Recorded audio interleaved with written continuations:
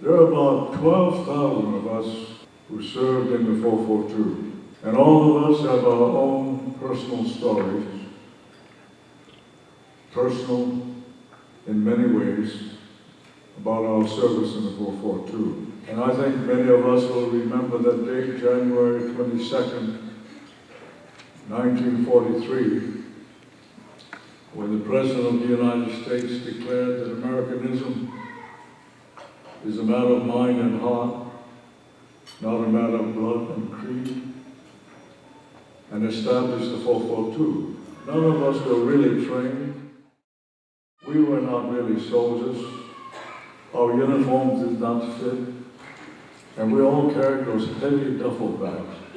And I assumed that the duffel bags would be put on trucks, so at least we can walk the last mile to Lurleen like dignified citizens.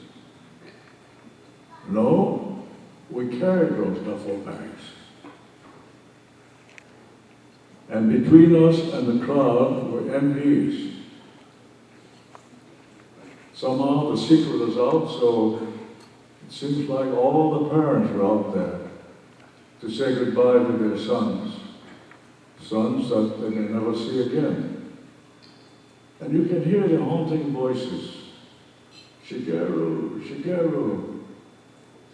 And some woman would come rushing out of there trying to embrace her son. The MP would say, get the hell back.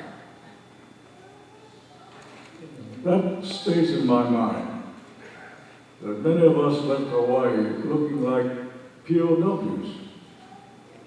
You know, it was not a glorified day. Well, that was April the 4th. Then we went to Shelby.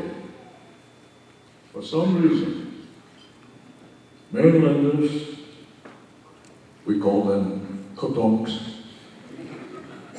and Hawaii men just could not get together. Well, the mainlanders were fair of complexion, they spoke good English, and oftentimes the fellows from Hawaii would be sitting around chit-chatting, and we'd be speaking Pidgin, and you can't help it, you would smile and laugh a little. And the white guy would look up and say, what the hell are you laughing at? The fights were so terrible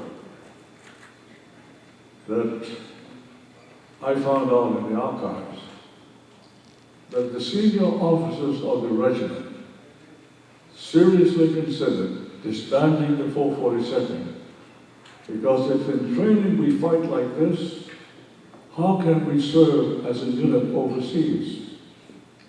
They tried everything.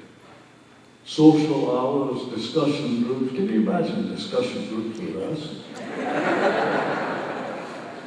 Finally, somebody had a bright idea. And one day, all the companies received invitations from two places, Lower Arkansas, Jerome, Arkansas. We had no idea where Jerome and Lower were.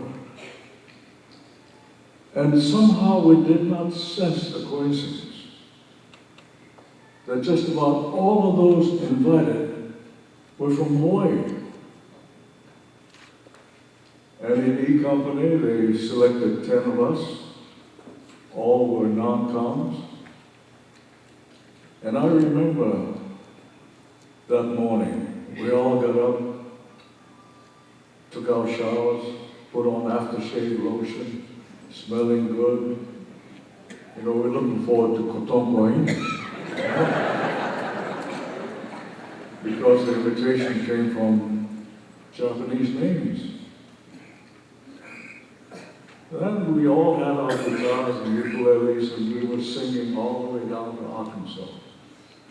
Until our truck, our convoy went to Rolla. And I saw something that I would not believe if I had not seen. Barbed wire fence with machine gun towers.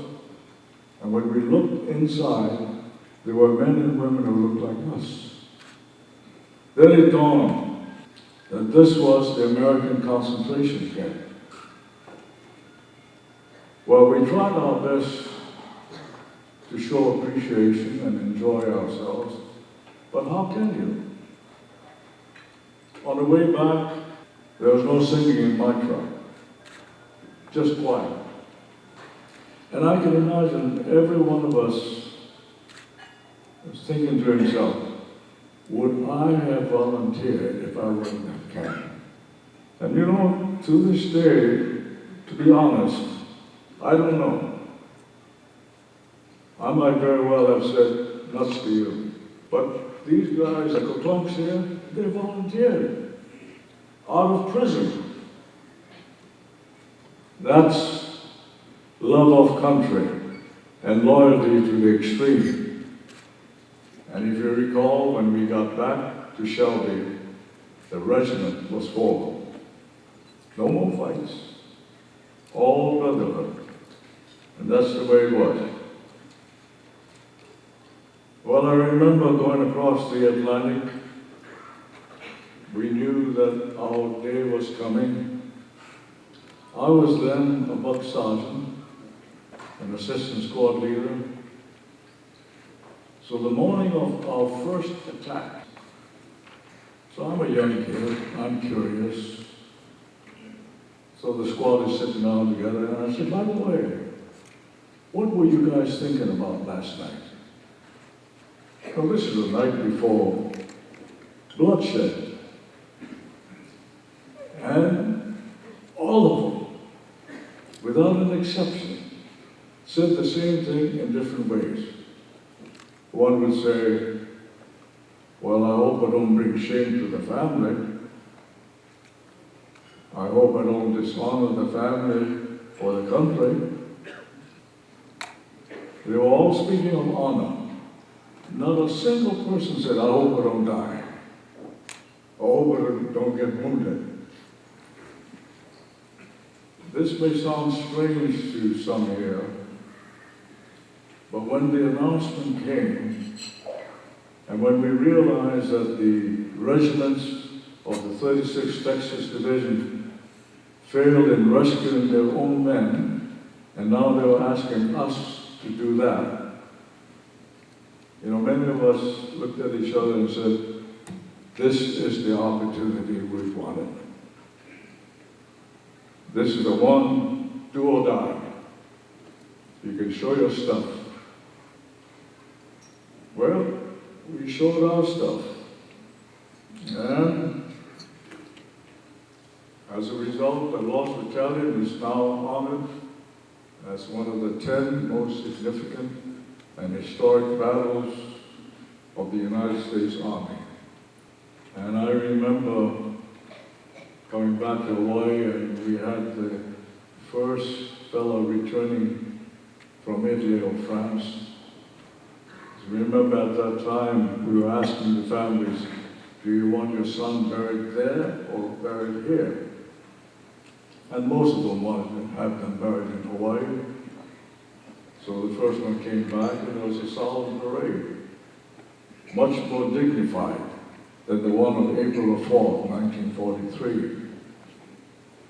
I hope that our sacrifice and blood played a little role in opening doors of opportunity. That I hope we can somehow convey that spirit to our sons and daughters, so they in turn can carry that spirit on, the spirit of helping each other, the spirit of compassion, the spirit of excelling. You know, when we got in the Army, we decided we're going to make this the best one, to prove our citizenship and our loyalty.